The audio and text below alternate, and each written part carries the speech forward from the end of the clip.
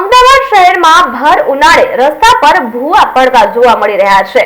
જ્યારે હજુ ચોમાસાની શરૂઆત થઈ નથી ત્યારે આ હાલત જોવા મળી છે। શહેરના મકરબા વિસ્તારમાં આવેલ રેલવે ફાટક પાસે ઘણા સમયથી એક મોટો ભૂવો ભર ઉનાળે પડ્યો છે। જ્યારે વરસાદની શરૂઆત થશે ત્યારે તો શું હાલત થશે તે તો હવે ભગવાન અને એએમસી જ જાણે। હાલ એએમસી દ્વારા ગોકળ ગતિએ કામગીરી કરવામાં આવી છે ત્યારે વાહન ચાલકોને ભારે નુકસાની ભોગવવાનો વારો આવ્યો છે। અગાઉ પણ આવા ભૂવામાં અનેકવાર અકસ્માત સર્જાયા છે તો શું તંત્ર દ્વારા અકસ્માત સર્જાવાની રાહ જોવામાં આવી રહી છે તેવું લોકમુખે ચર્ચાઈ રહ્યું છે। આ કોર્પોરેશનની બેદરકારી સામે જોવા મળે છે। જો આખું જેસીબી ખાડામાં અંદર ઉતરી ગયું છે, આખું જેસીબી જે રિપેરિંગ કામ કરે છે એ જ ખાડામાં ઉતરી ગયું છે।